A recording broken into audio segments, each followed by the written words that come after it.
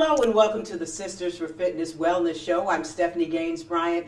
We have two wonderful guests today. We have Tyra Simpkins, she is the president, and Marisa Bess is the vice president of MS YANA. Yes. So tell us what MS YANA stands for. MS YANA stands for multiple sclerosis.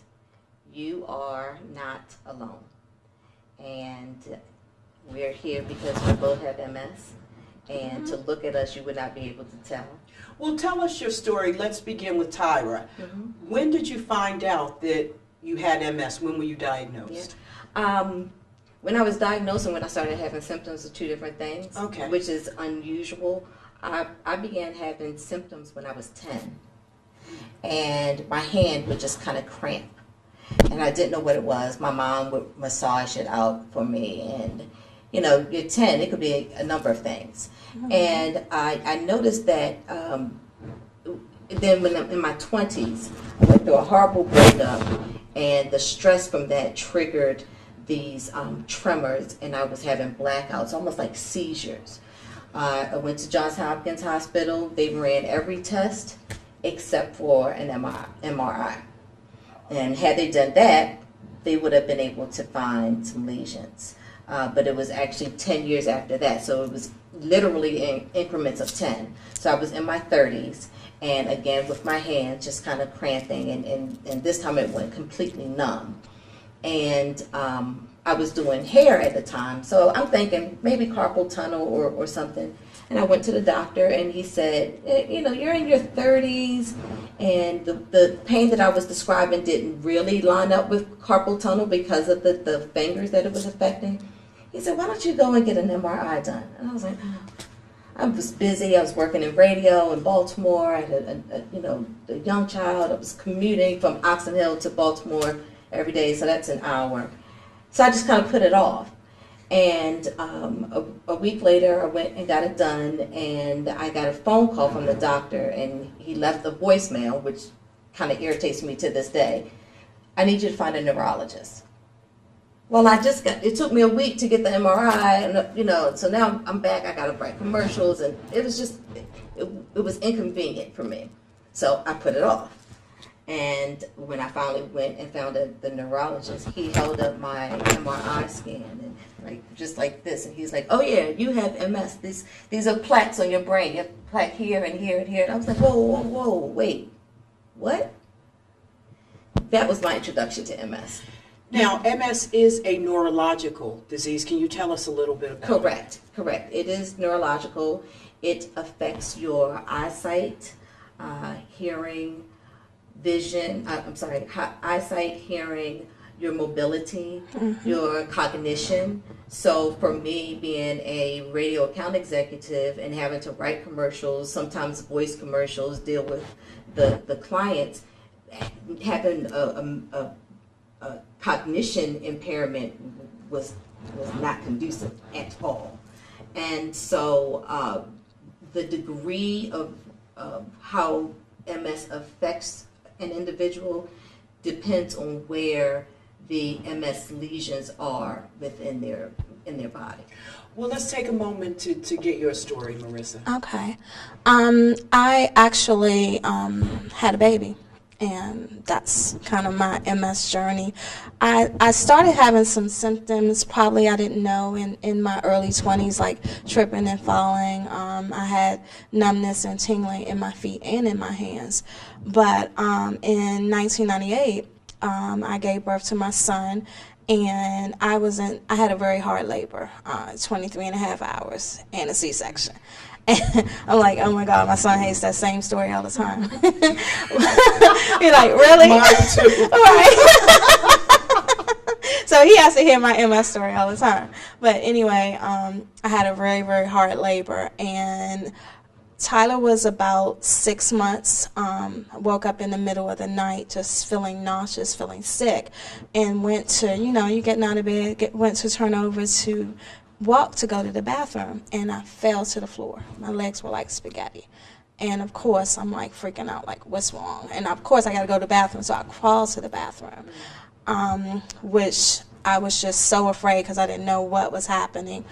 Ended up calling 911. My husband at the time was out of town, and it was just me and Tyler that were home. Called 911. I had to crawl to open the door. His godmother actually got there before the paramedics, which was awesome. And I had to crawl to open the door for her, and then the paramedics came in, and literally I was laying on my living room floor to put pants on, because all of a sudden I had no movement in my upper body, and like I said, I couldn't walk at all. That went on for a couple of days. I was in a hospital. Of course, they didn't know what was happening. They said that I possibly had a stroke just because I had such a hard labor. And so they did every test but an MRI. And so I saw my primary physician, and they were like, well, maybe it's a virus. And that's the first thing they want to say, maybe it's a virus. They gave me some antibiotics, and I actually went back to work. And everything was fine for about 6 months. And then I started tripping and falling again. And finally, my primary physician was like, it sounds like something neurological. And I then went to see a neurologist.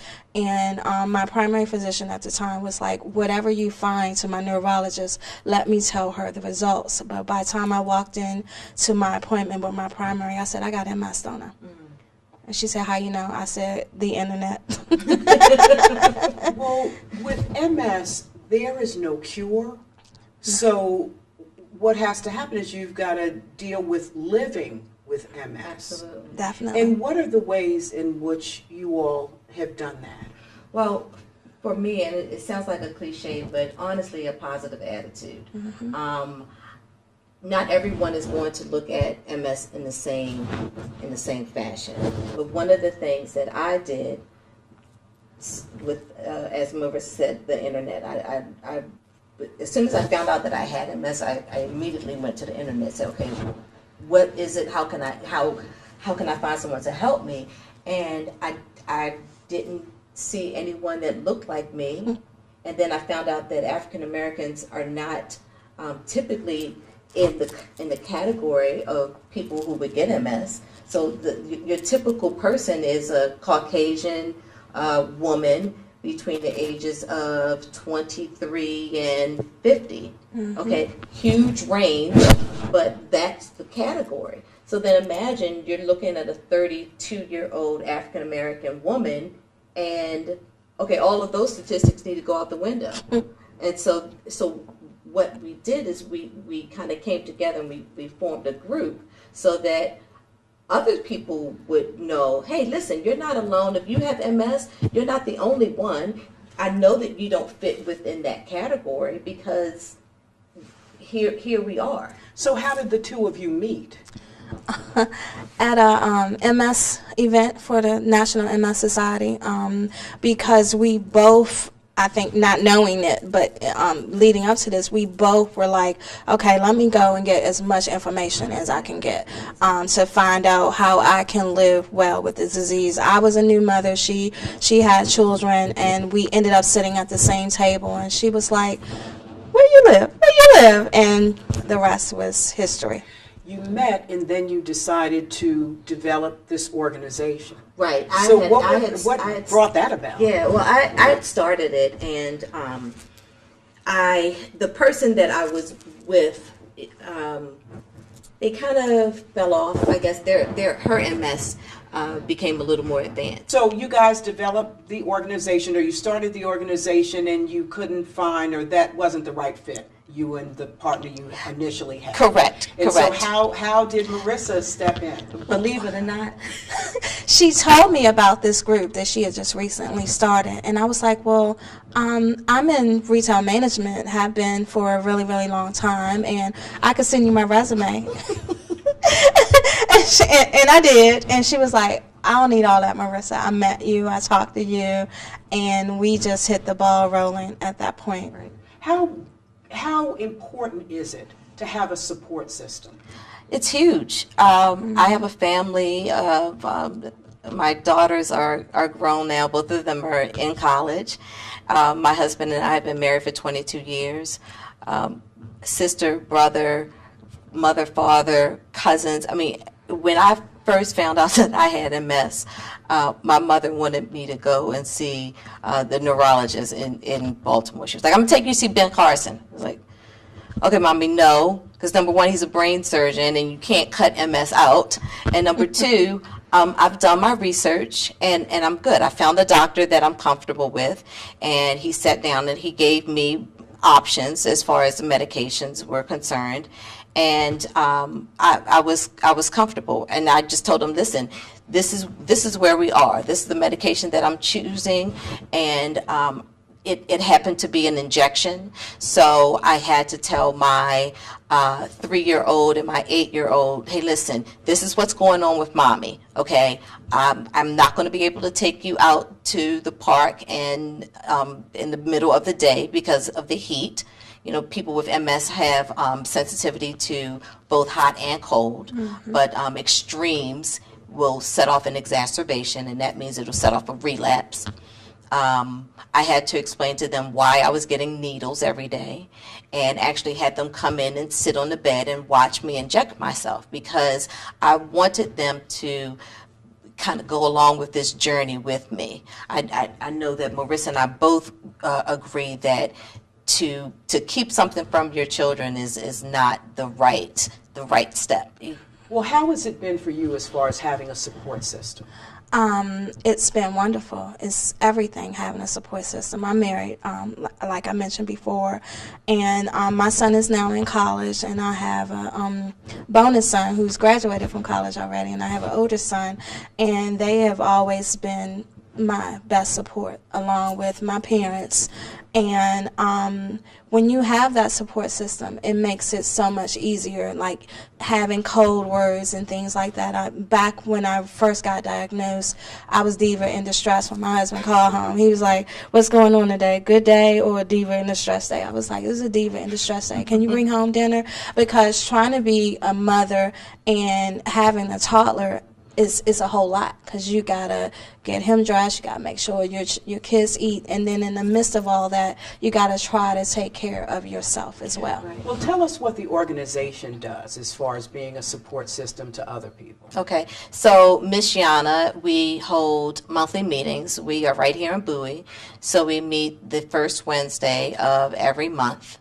And with the exception of August, because again, I mentioned the heat, it's typically like really warm in August, so we take that month off. But we meet monthly, and it's not your typical support group. We actually call it an empowerment group. We changed that about maybe 6 years ago. Yes, because we recognize that not everyone wants to be supported, but everyone could be empowered. If I tell you, you know what, Stephanie, if you only, left out a little earlier, then you would beat traffic, and then you could come into work and you could sit and you could focus. That's empowering someone, giving them and implanting a seed or an idea that kind of sticks with them. And so that's what we do. So we have the monthly meetings. Right now, I would say on our roster, we have the number of people that we have touched in the 13 years that we've been in existence, over 300. Over 300. Well, why do you think this group is particularly important for African Americans? Being a part of a group where you have women who are also mothers, they give extra support for people who are in the same situation. The thing with MS YANA, it means MS, you're not alone. And so having multiple sclerosis, being able to go to a group monthly and get information about maybe new treatments and things that are coming up, getting that support. Because see, a lot of people don't like that title of a support group. They're like, oh, I don't need a support group. It's a different kind of support group. We don't believe in pity parties. We kind of have a unofficial rule. No crying. So you can come if it's your first day at MS YANA. You may cry when you tell your story a little bit. But as you go along and as you start to come every month, you feel that you are getting empowered. You need that in a relationship, and then within that empowerment, you're still getting that support, and you don't even realize, because a lot of our members are not just members. We're a family. Exactly, and we have we actually are going against the typical grain. So you have your Caucasian woman would be the ideal person that would fit into an MS patient.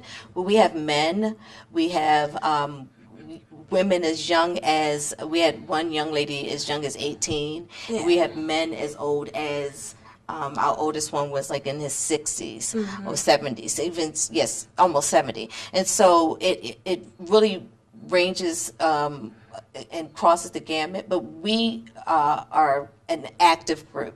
We are the most active African American empowerment group in Maryland. That was another question I wanted to ask you. How have you advocated? Yes. So we in addition to holding the monthly meetings, we do outreach. So we have been at community fairs, we've been at health fairs, we've been at church programs.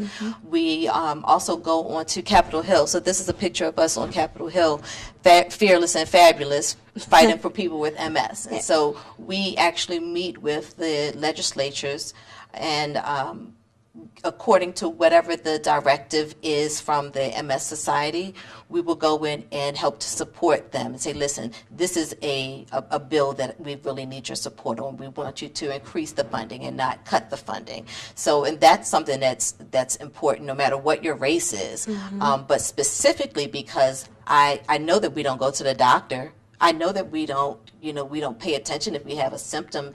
Your leg is not supposed to be numb. You're not supposed to go to work with a numb leg. Right. And we have people that say, oh, it's not bothering me, but, I'll get to it. I did the same thing. I put it off because of my job. And the thing with MS is, if you don't take care of it, if you don't find a treatment to slow the progression, all it's going to do is continue. Well, nowadays, the drugs are better than they were 10 or 15 years ago. Absolutely. Can you speak to that? Absolutely. Yeah, there weren't any 10 or 15 years ago. 10 or 15 years ago, if you was diagnosed with MS, you would maybe get steroid treatments. Steroids for people do many, many different things. There's one that I used to get so much that I can't even take that anymore. It causes me physical pain. But now there are 14 approved MS treatments, and because there is not a cure, these treatments actually slow down the progression of the disease. And so because you have different levels of MS, you have multiple relapsing, which is what Tyra and I both have been diagnosed with, and hopefully will remain at as long as we're living with MS, because there is going to be a cure, I believe, in our lifetime. So you have periods of remission? Yes, so we have, so there are 4 different classifications.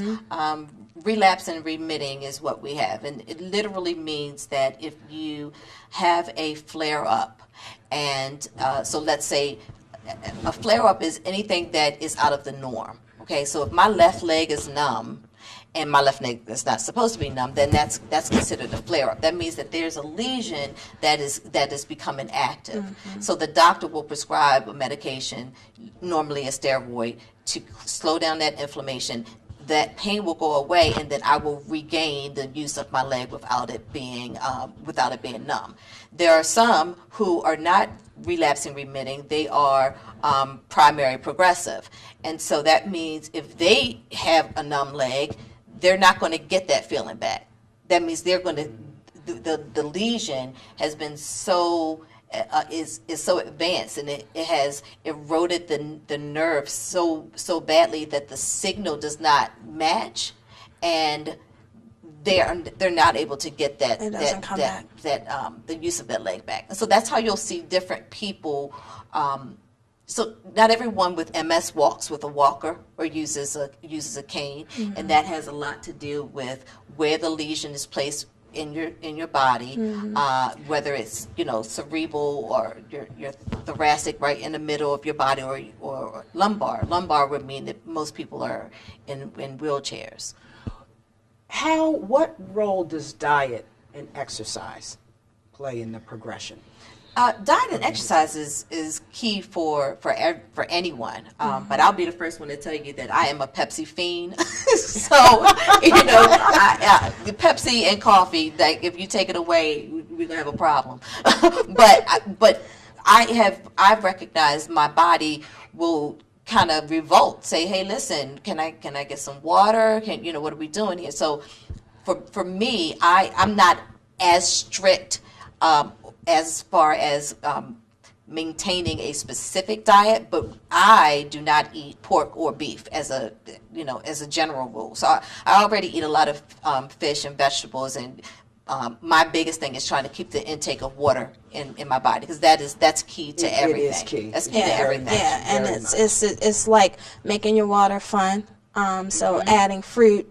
I do all different kind of concoctions. I have every contraption, the bottle that actually holds the different fruit, and adding fresh mint and fresh, things, cucumber, things like that, so that I can get my water in. Are you guys physically active? Does that help? Yeah, it is. And even for people who may not have complete mobility, there are yoga programs out there that are adaptive. That's why I asked you. And we include that. Oh, okay. Awesome. We've included different things in our meetings. Like every month, it's not just, you don't just come in and we're going to talk about something. We have an agenda every single month, and we may have a special guest. We may have someone to come in and do yoga at any level, whether you're in a chair, whether you're in a walker, whether you can actually get on the floor. So because the thing about MS is it's all about muscle movement, and if you can move it, you don't want to lose it.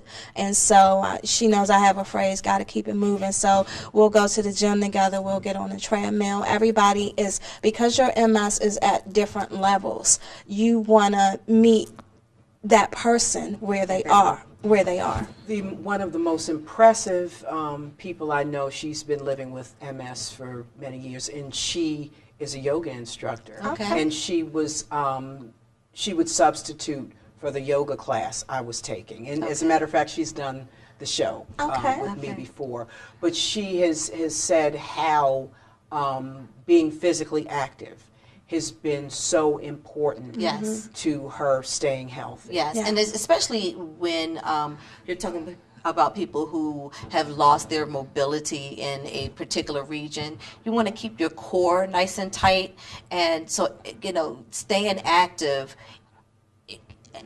could be, instead of your normal 10,000 steps a day, set a reasonable goal. If you know that you're not going to do 10,000 steps a day, can you give me 1,000? And you'll be surprised at how, just running up and down the steps doing laundry, or, walking back and forth to the car or the grocery. Or chasing out their puppy. Exactly. how you can squeeze in some physical fitness. So my advice would be, don't let MS stop you. There are so many different ways that you can adapt, so that you can have a better diet, so that you can get some physical movement and incorporate strengthening and stretching into your lifestyle. You told me a story off air that I want to make sure we share. Okay. How you advocated for making sure that there was a handicap spot. You say if you see something, you say something. Absolutely. You see something that can help, you say something. Yes, and one of the things that I did was, there was a restaurant establishment that was brand new, but it didn't have any handicap accessible parking spaces directly in front of its building. So I went in and I asked for the manager, I asked for the district manager, I asked for the regional manager, and I kept going up the chain until I ended up speaking to the owner of the property. And I said, listen, you guys are in non-compliance with the Americans with Disability Act that was established in 1998. It says that you have to provide adequate access to individuals so that they can be able to move freely in and out of your establishment. And I went on to tell them the amount of money that people in this area spend, and the parking lot was placed in. And so exactly. The only thing they didn't do was put her name on it. That would have been too much. She was asking for it, but that didn't happen. we had another situation where we were going to do a fundraiser. Our first fundraiser.